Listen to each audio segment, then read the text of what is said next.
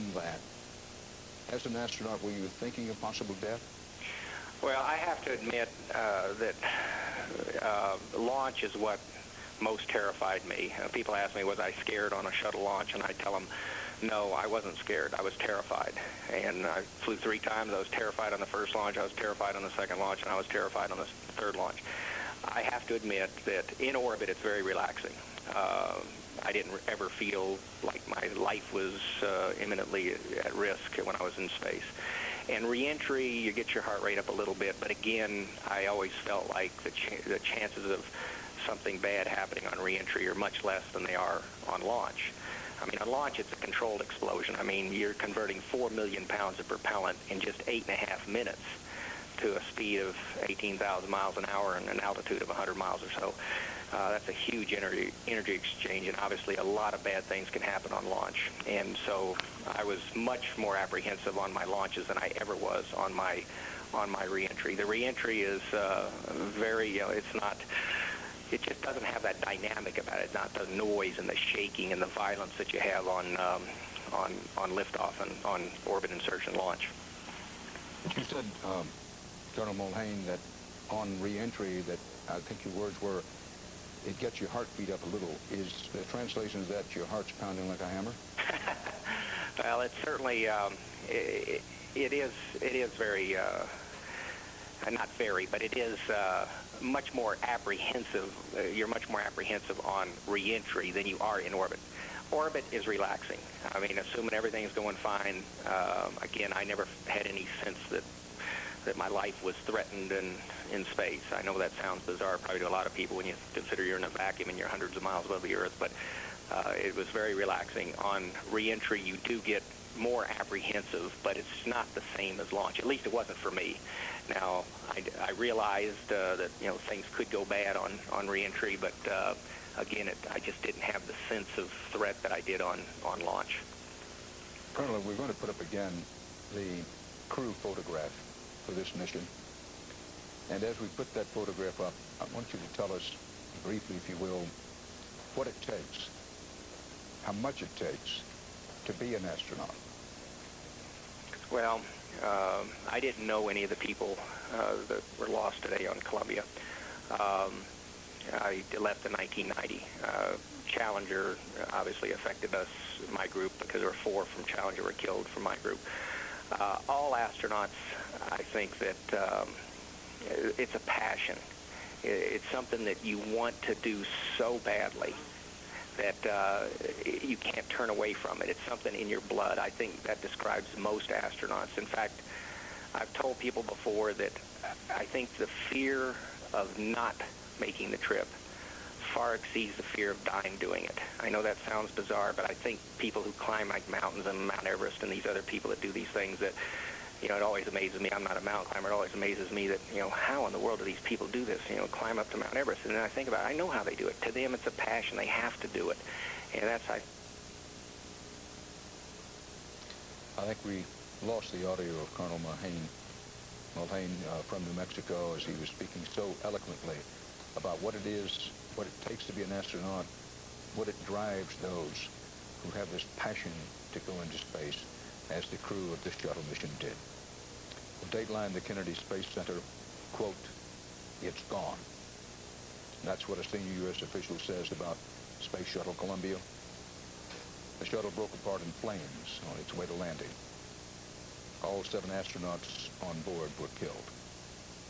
The official says debris strewn across Texas and apparently some other states has been positively identified now as being from the shuttle. That's why this official can say it's gone, the shuttle, and that all 7 astronauts on board were killed. There is yet to be any official word from NASA, but this high U.S. government source says there is no hope for either the shuttle or its 7-member crew. But yes, we've known that in our hearts and intellectually, I guess, Russ, since sometime between 9 and 10 o'clock that is true. Eastern time. But to hear someone in a position of authority say it, it hits the heart like a sledge. NASA Chief Sean O'Keefe is meeting with the astronauts' families, and nation's sympathy goes to them, and condolences, of course. The families had been waiting at Florida's Kennedy Space Center for this morning's scheduled landing, what they hoped would be, what they believed would be a triumphal return. And the news conference is scheduled for 1 o'clock Eastern Time. Television footage has been various television footage showing the bright light of the space shuttle over Texas, followed by plumes of smoke streaking through the sky. Debris seemed to break off into separate balls of light. All of this happened just after 9 a.m. this morning, Eastern Time, when the shuttle was just minutes from landing in Florida. You know, Russ Mitchell, they sometimes say after dangerous trips that the most dangerous time is the closest you get to home. And so it was today with Shuttle Columbia. The debris is falling throughout north central Texas. Nacogdoches, Texas seems to be an area where a lot of debris is coming down. Right now we want to talk to the city manager there, Victoria LaFoLette. Did I say your name right, Victoria? LaFoLette, yes, sir. LaFoLette. Thank you very much for joining us. We certainly appreciate it. What is going on in your town this morning as we speak this morning, Central Time? Well, obviously we are in emergency operations mode. We've activated the Emergency Management Center, and we're coordinating with the state and federal officials as we begin to assess how much debris we have in our particular area. We do have considerable debris in Nacogdoches. What are people saying to you that they are discovering? Pardon me? What are people discovering in Nacogdoches? What kind of pieces of debris do they think they're spotting? All sorts of pieces. We've had pieces on our runway at the airstrip. We've had pieces in roadways. We've had pieces on top of buildings. We've had it on people's roofs, in yards and fields, all sorts of sizes and shapes. Ms. LaFoLette, there are reports that some buildings have caught on fire in Nacogdoches as a result of the debris coming down. What can you tell us about that? We have no fires. We've had some damage to some buildings, but some of the debris that we were told that came down was still hot, but we have not had any major fires of any kind. What are you telling residents about this? We are very concerned about people touching any of the debris. We have told them do not touch it, leave it alone. We're asking them to notify us at 911. We are having to catalog and keep up with where all the pieces are located. And so we're having people contact us to give us that information, and then in turn we're sharing that with the appropriate state and federal officials. We understand that some of this debris may in fact be toxic. What are you hearing from NASA or from officials about what kind of materials we're talking about here? The last that we've heard, we don't believe there's any radioactive materials. There are some chemicals that we are concerned about, and we are working through the Texas Department of Health to get more information out on that. If for some reason someone has come in contact with, we're telling them, for the time being, to please, wash their hands with soap and water, anything they may have touched immediately. And I'm sorry, ma'am, go ahead. And that's the main thing, the thing we definitely want to get out. We do not want people touching anything. If it's in a roadway or something, take a shovel or something and push it out of the way, but do not touch it. Okay. Victoria LaFoLette. I'm sorry, Dan, any question from Mr. Russ, no, but we do thank you, ma'am, for being with us this morning. John Roberts, our chief White House correspondent, is at the White House where they've been at least an informal briefing. John, what have they told you? Well, good afternoon to you, Dan. President Bush arrived back here at the White House about a minute ago after the 90-minute trip from Camp David, where he was supposed to spend the weekend. The flags here at the White House just a few minutes ago were lowered to half-mast. And the president is expected this afternoon to make an address to the nation. It's quite possible that that will be an address from the Oval Office. In a briefing a little while ago, we were told that President Bush talked personally to NASA Administrator Sean O'Keefe. NASA has been designated the lead agency in the investigation, with which the White House promises is going to be careful and thorough. Condoleezza Rice, the National Security Advisor, was up at Camp David this morning. She preceded the president down here. She has been huddled with the National Security Secretary, or the Homeland Security Secretary, rather, Tom Ridge, who has talked with Governor Rick Perry of Texas to express his condolences and to coordinate recovery efforts. He's also talked with the governors of neighboring states to put them on alert because the debris field is so large. It's possible that the debris could have crossed state borders as well. There have been mid-level consultations so far between the United States government and the government of Israel. Expresses of condolences for the loss of ILAN RAMON, the 48-year-old fighter pilot who was the first Israeli astronaut who was on board the Space Shuttle. And President Bush, now that he is back at the White House, expected to consult with his top advisors, and it's expected that he will be making a personal telephone call to Israeli Prime Minister Ariel Sharon to express his condolences personally. So what to see from the White House later on today is an address from the president, most likely from the Oval Office. But Dan, I should say that people around here are just stunned trying to make sense of what happened. These things are typically routine. The most that anybody watches for is the two sonic booms as the shuttle re-enters the atmosphere and puts on that show, and then of course the landing. No one ever thought that anything like this could happen because there's just been no sense that the re-entries have been anything but routine. But as Bill Harwood was talking about earlier today, 200,000 feet, 12,500 miles per hour. There's a lot of dynamic pressure on that airframe, a lot of heat as it starts to come back into the atmosphere. And it's obvious that something went terribly, terribly wrong. There's been no indication from anyone here at the White House that there was any kind of terrorism involved. In fact, quite to the contrary, they say that there's nothing to suggest that it was terrorism. The shuttle was about 35 to 40 miles high, and short of an intercontinental ballistic missile, there's not much that would fly that high, Dan. So it's highly unlikely that there would have been anything from the ground that was involved. And of course, the security around the space shuttle, all of the systems are checked and triple checked. Highly unlikely that anything could have been brought on board that would have precipitated such an event. But this afternoon, the president will be addressing the nation, so we'll keep watching that here from the White House, Dan. John Roberts at the White House. John mentioned that the president either has or will soon be expressing his condolences to the leaders and people of Israel. And of course, he'll be expressing his condolences to the families of the other astronauts, all Americans, as we and the nation do and will be doing in the days that follow. On the telephone with us now, Dr. Don Parise, two-time shuttle astronaut, world-renowned astronomer. And Dr. Parise, and I do hope I pronounced your name correctly, you knew some of today's astronauts. Well, I knew two of them, Dan. Rick Husband and Kalpana Chawla were acquaintances of mine, but of course, and I had met all of them. I had an experiment on this particular flight, and when the entire flight crew came to the Goddard Space Flight Center to receive some training on that experiment, I had met all of them during that period of time. Dr. Parise, there will be the inevitable questions revived now about why do humans in space, why not do these experiments, why not do this exploration by robot, why put humans in space? And this may be as good a time as any to at least briefly review why we have it as a national purpose to explore space with humans.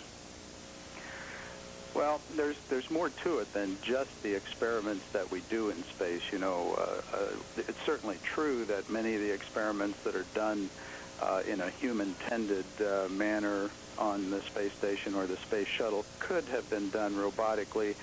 But on the other hand, as we look toward the distant future, humans have always been explorers. And if we think back in the Earth's history, in human history, at all of the changes that have occurred due to humans actually going and exploring places, whether it's Columbus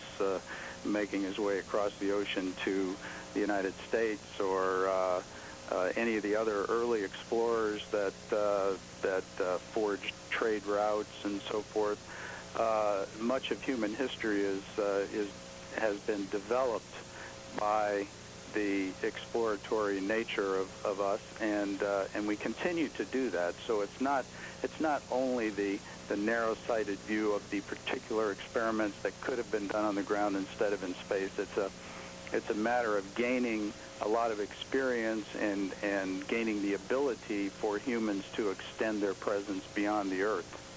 As one who's done it twice, what drives people? What motivates one to want to be an astronaut and to go through the long, grueling training for just a chance that you'll be catapulted up there catapulted to the high frontier? Well, I think it's the adventure and the excitement, the possibility of making some significant contribution to science and to the human capabilities in space, and it's exciting, and people like to do it. I don't know what else to say.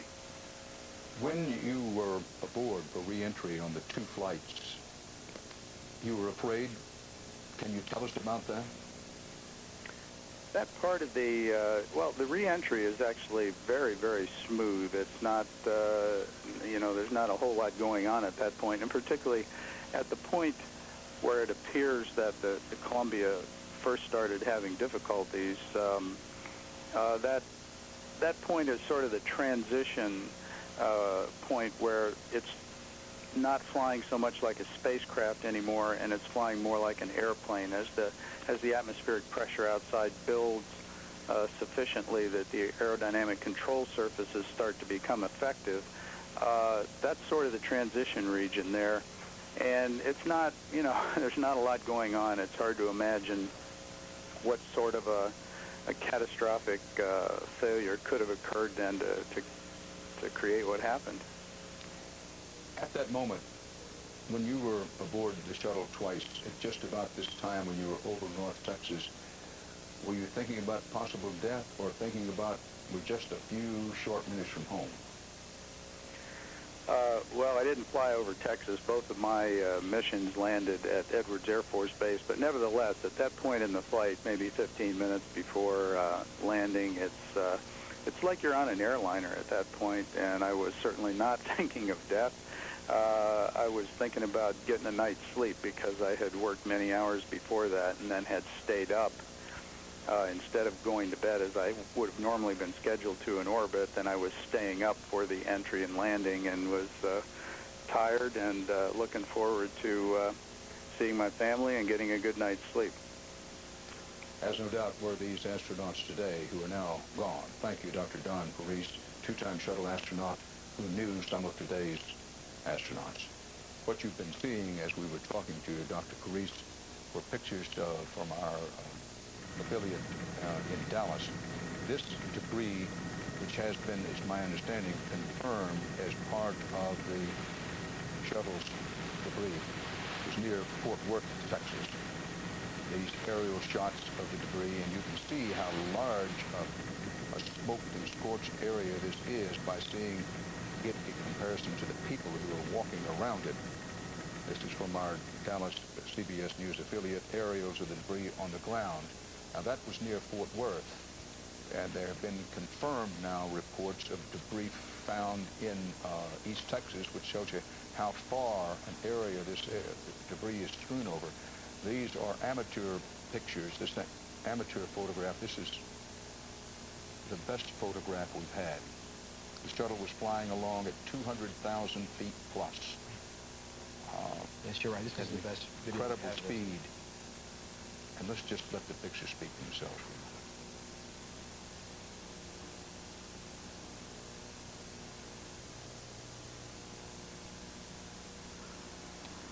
a moment. As, of course, it plummeted through the Earth's atmosphere, it was burning. And this is the trail that it left. Our good friends in the director's booth will re-rack that video, I think, now. The amateur photographer had this shuttle then saw sparking like a star, trailing vapor and smoke. Pieces are flying off. You can see them off to the side. And then they plummet to Earth. This one of the debris sites near Fort Worth, Texas. And I was saying earlier, Russ Mitchell, that you see this debris site in Fort Worth, Texas, then hundreds of miles to the east near Nacogdoches, over in the general area of the Texas-Louisiana border, all kinds of reports of debris there. And NASA, I don't know officially, but people at NASA emphasize that there may be debris, as far as Louisiana, perhaps Arkansas. It's just that it's going to be spread over a very wide area, which, again, this is the third time, I think at least the third time, we're showing you this amateur video that was taken. I'm not quite sure from where this video was taken. Sure. Somewhere in North Texas. Also, again, authorities say if you come in contact with this, don't touch it. It could be very dangerous. I think we want to go to Bill Harwood, our CBS News space expert, who's been so magnificent in reporting this story this morning. There's no other word to describe it. Before doing so, I think that we should re-rack that video. Biographical data as released here through NASA, an absolutely, as you mentioned, extraordinary resume. 3,000 flight hours on the A4. He flew the Vietnam-era fighter, the F4. He flew the F-16.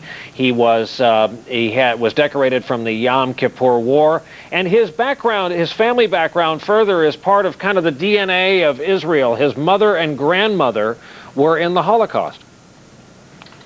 Absolutely, Brian. This is a hero bred in the making, as it were, in Israel. You know, it's not often that the Israelis identify their military heroes. Sometimes after an action, if a high-ranking officer is killed, there's a eulogy for him in the press here. But as I say, for the last 2 weeks, this man's name has been on everybody's lips in the country. He was the hero, not just for the Israeli military, where pilots, fighter pilots like Colonel Ramon flying the F-16 are very, very highly regarded indeed, and very competitive to get into that those squadrons of F-16s and F-15s in the Israeli Air Force, and he was reckoned to be among the best of the best. In fact, his most famous flight during the destruction of that Iraqi nuclear reactor in Osijek in 1981, he flew as part of an 8-man team going in there. 8 aircraft were involved in it, and he was probably the 8th pilot to try and hit the target there. But the thing was, in those days in 1981, it was such a daring mission, and Israelis were told that our pilots did it, but none of them were ever named. It filtered out over the years. But as you say, they are regarded as the top of the top in the Israeli military. In fact, there's a saying among young cadets that Israeli pilots of F-16s and F-15s have diamonds in their eyes. It's sort of, they're the most compelling people in the Israeli military. And I think Israel's going to take his loss very, very hard indeed, Brian. Tom Aspel from our Tel Aviv Bureau. Thank you for that, Tom. I just also realized it is the Sabbath there, and dinner time, nighttime falls over Israel on what will be a very, very sad evening. We have a piece of videotape as our live coverage of this very sad event continues. This is home video. We're told this was shot in Arlington, Texas. That came into us over the course of the last few hours. This is how it looked from the ground. Again, people have described one central piece of wreckage, and it takes on a surreal quality, this videotape, almost like a full daytime shooting star. But it was broad daylight, perfectly clear weather, a crisp Texas morning, and there toward the end of the vapor trail there, at the end of this picture, when we run out of room at the edge of the horizon, it starts to break up into more than one piece. And as we now know, as we see there, the local reporter at our station there in Texas, as we now know, it landed in many, many pieces over a wide area. And those just joining us, it's being pointed out to us to pass along to you if you live in that part of the country. don't go near any of these pieces of wreckage should you come upon them. They will obviously be part of an investigation, and they are hazardous to be around and hazardous to the touch. The President of the United States on the move today, starting his morning at Camp David, where he received the news. Let's go to David Gregory at the White House for an update on his status. David? Brian, the President has returned to the White House. The Marine is posted outside of the West Wing, indicating the President is indeed in the West Wing, inside the Oval Office. His senior team has been assembled here now for hours. The President, a couple of hours ago, speaking to the head man at NASA, as he, his Chief of Staff, his Secretary of Homeland Security, Tom Ridge, monitor all of the information that comes not only from the ground, from the debris field in Texas and surrounding areas, but also from NASA directly. The flag here, to give you a sense of the somber atmospherics at the People's House at the White House, the flag here above the White House lowered to half staff. It happened about 45 minutes ago. A somber reminder, while there are not all the facts known here, this is indeed a very, very dark day for the country and, of course, for many parts of the world, as you were just talking to Tom Aspel in Israel as well.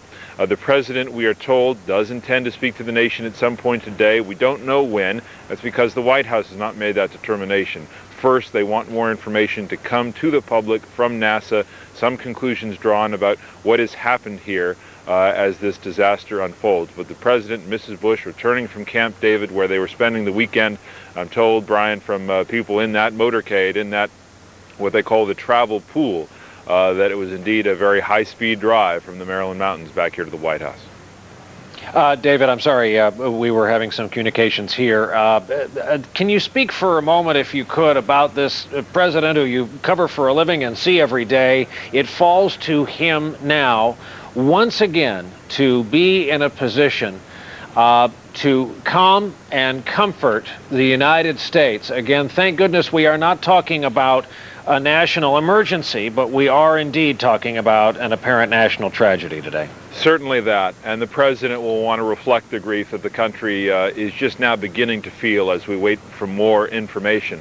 But you spoke about this a while ago, Brian, and that is that first on people's minds was the question about whether this might have any relationship to terrorism. Could there be foul play involved? Administration officials saying within the past couple of hours, yes, they're investigating that fully. The National Security Team here in place at the White House investigating that, but thus far they have no information to conclude that this is anything other than an accident, and it's important to point that out as a search for clues and information continues here. But the President and the federal government has an intensely important role to play here to communicate what is a huge disaster in the making, impacting a huge government program, an expensive program, a high-profile program, and has been for many years in this country. The President will want to address that. There's a very large public safety concern. You've been talking about it throughout the morning, a debris field that extends beyond the portion of Texas that we've been alluding to, but may go into Oklahoma. They've talked, the Homeland Security Department has, to officials in New Mexico and Arizona. And to Louisiana as well. People need to stay away from that debris field, officials have said. So there is a very large job to be done on the ground, while at another level the President continues to get information, he and his staff talking to officials in NASA, preparing to brief the country as the President prepares to reflect the grief that is just starting to build in the country. Brian. And David, again, back in '86, when this was the Challenger we were talking about, national security was hardly the first thought on a lot of minds. We weren't thinking Pentagon, White House. There wasn't a Homeland Security Department, of course, but the tenor and backdrop of the nation has changed all of that. It has. It's changed completely, and that's why one of the first questions that they addressed was whether this could be a terrorist attack. And again, they say there's no information to lead them to believe that this is anything other than an accident, and they wanted to put that to rest quickly. They also point out that an investigation of that potential leak continues and is just beginning now.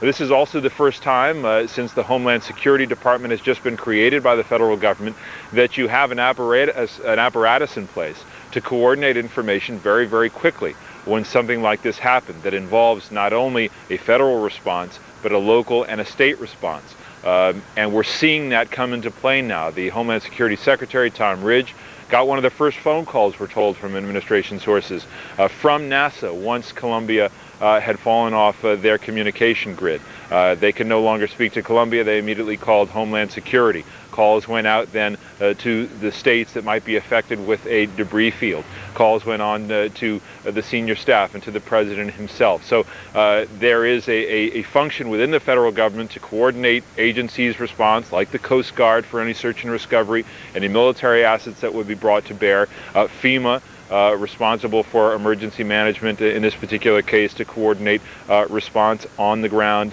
in case there are any injuries or destruction there. And any intelligence information that may come into play as well. So we're seeing for the first time the speed of that response is captured and coordinated by this new Homeland Security Department.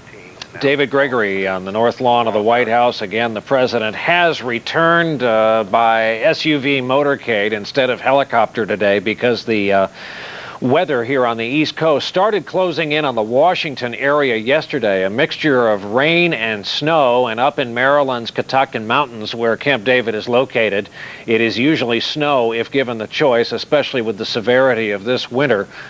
So the president had to meet with Tony Blair yesterday in the White House, traveled to Camp David anyway, but no helicopters for the president today, coming back by motorcade on surface streets. We should review what brings us here at 12:49 Eastern Time here on a Saturday afternoon. We are awaiting a NASA news conference by Sean O'Keefe, the administrator of NASA, as you look at a live picture from Mission Control. A very sad, somber, and nervous place today. They have lost a spacecraft for the first time since 1986. A business which, by the way, has odds of safe operation, as you heard our own Jay Barbary say, a chance of about 1 in every 75 flights going down. It is, make no mistake, a dangerous business, however blasé we may get about covering it, about staying up on who is in space, for how long, and when the next flight is. As we speak here today, there is, of course, a manned orbiting International Space Station above the planet Earth. Unthinkable just about 2 decades ago.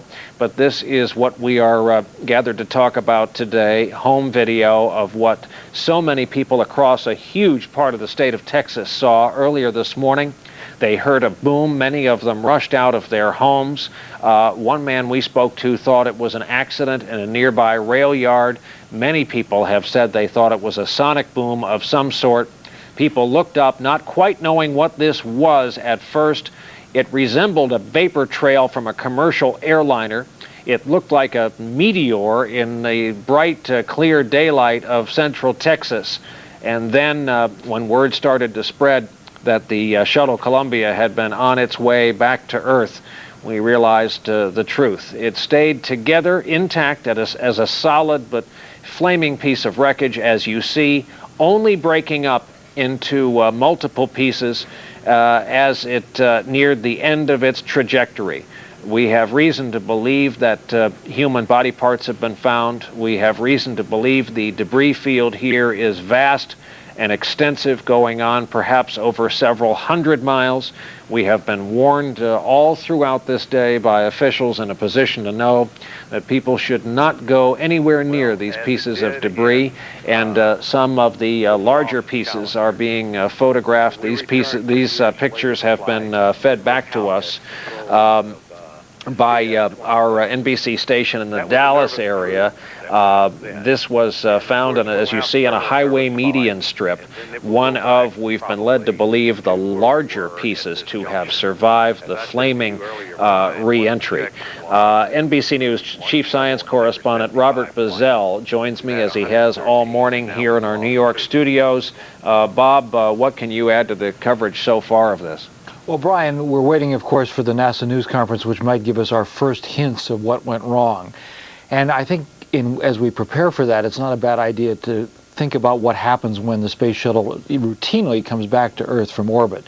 It's orbiting high in space. They fire some rockets, it's called a burn, that slow it down enough so that it starts to fall into the atmosphere. When it hits the atmosphere, like all space vehicles do, enormous amounts of heat build up on the shield. Now, the space shuttle has a series of tiles on it to protect against that heat. In the past, there's been trouble with those tiles falling off. And there's always been the fear that if tiles did fall off, if sufficient tiles fall off, it could lead to a catastrophic accident because the heat could burn through into the space capsule. Again, we don't know that that's what happened today. That's one of the things that's been talked about, though, as a potential problem on re-entry in the past. As the shuttle heads for the landing strip, we talk about it as an airplane, but it's not an airplane in the sense that it has engines. The engines that lifted it into space stop firing altogether, and the space shuttle becomes a glider. Even though it's traveling at 12,000 miles an hour and slowing down very quickly as it heads for the Kennedy Space Center landing strip, it has no power to make it go anyplace. It just goes slower and slower. It does, however, have auxiliary power units on board, which are engines that raise the elevons, move the rudder so that it can be steered, so that it can head for the airstrip that where it's intended to go.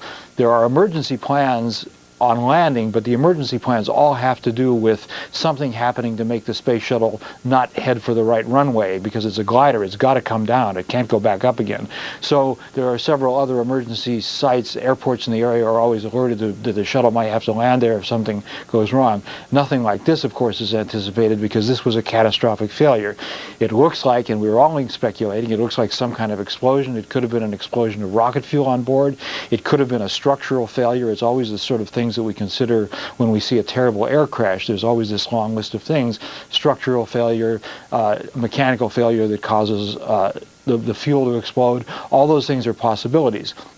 The people at Mission Control, within seconds of realizing that they had lost the data from the Space Shuttle Columbia as was coming in, were told to preserve the data, to make sure that nothing got lost. That was the first steps that they took, so that it all can be reanalyzed very quickly. Now, it could be, as we've pointed out this morning, and as Jay Barbary has been pointing out from Cape Canaveral, that it could be that somebody looking at a piece of data saw right away that something went wrong immediately and has a clue.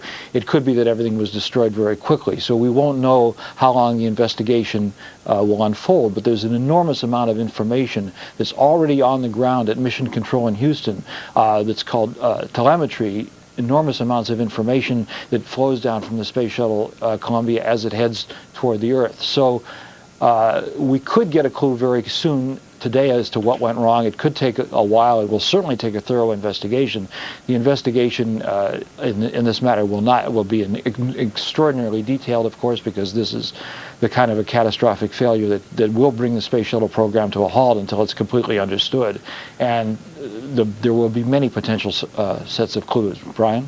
Bob, we're, again, for viewers just joining us, we're inside 5 minutes now until what we are told will be a press statement and not a news conference, and understandably so, because of what Bob Bazell just mentioned. This will be a meticulous process, a detailed, painstaking process of figuring out what has gone wrong here today, even though, as we have discussed with Jay Barbary and others, the possibility exists that while we are having this conversation, there is someone, person or persons, at Mission Control who have a pretty good idea what went wrong here, because the shuttle is sending back real-time telemetry, real-time black box information live to screens at every stage of flight. Even those who saw the Hollywood depiction of Apollo 13 know that they had a pretty good idea on the ground at least what area in the spacecraft had suffered a terrible failure. It was not until they actually were able to eyeball the tanks in question that they knew what had gone wrong. This is something different. The amount of science on board the Space Shuttle Columbia, even though the oldest in the fleet, it had been steadily retrofitted as part of a NASA program to keep modernizing the spacecraft. The amount of science on board this spacecraft is absolutely staggering. And as our own Jay Barbary put it, it may be one of man's most spectacular achievements. It may be the most impressive thing ever put together by human hands. It has a spectacular history of 113 flights. Just this one spacecraft alone was on its 28th mission in 22 years. And I'm just being told I can bring Jay Barbary, our veteran correspondent, into this conversation. Jay, you go back to the Mercury days when to look at what we used then and the propulsion we used to get that tiny capsule off the ground after the astronauts won the debate, after all, to put a window and a hatch in it. It is hard to believe that we're talking about this much thrust and this large a spacecraft, however now outdated this may seem by today's standards. Yes, it is. It is getting outdated, Brian, and as you say, we go back. It started with NBC in July 1958. That'll be 45 years this July. And started covering here in the early missile launches and into when NASA was formed in August of 1958 and into the Mercury program and the 7 original astronauts. And astronaut Alan Shepard was the first to go up on May 5th, 1961 for 115 miles in space, and he was only up there 16 minutes. But and it was a suborbital flight. It was only 4,000 miles per hour, but it was a real gutsy thing for him to do, and everybody around here hit their knees in the churches and everywhere else when he flew, and the traffic stopped on the roadways and all. The place was just frozen in time when that little Mercury capsule went up there. And now here we're flying this enormous shuttles out of here rather routinely. As you said, this was flight number 113 of shuttles. We've had 144 manned flights. We had 31 before the first shuttle flew on April the 12th, 1981, which was Columbia. And as you also reported, this was the 28th flight of Columbia.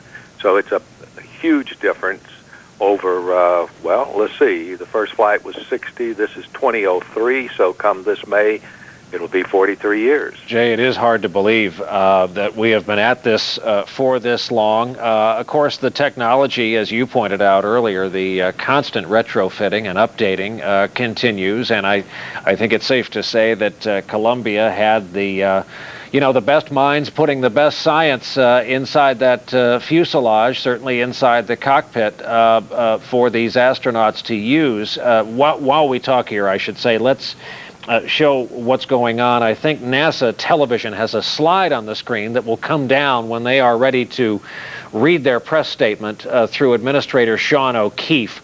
I'm wondering what picture they are giving us. I just want to make sure we get it from the very, very top the minute they are ready to read the statement.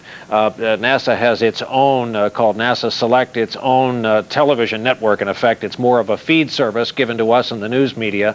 It has gotten dramatically more sophisticated since the days of those first flights. It now offers spectacular camera angles, tiny cameras mounted on the launch hardware, aircraft-to-aircraft cameras, unbelievable angles of the space flight that were unimaginable just a few years ago. Just to advance what we're going to hear, Sean O'Keefe is the administrator of the National Aeronautics and Space Administration, the agency which has today, apparently with the rest of us, suffered a huge loss.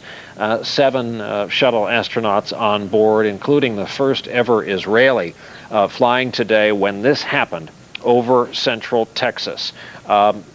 A catastrophe in the sky. A lot of people were forced outdoors by the sound. They watched this sight play out. At first, one sizable chunk of wreckage, and then it fell apart into what we now know are some very, very tiny pieces strewn across a huge part of the Texas landscape. People being warned to stay away if and when they see it. People being warned that it not only is evidence, but may be very, very hazardous to their health because of chemicals that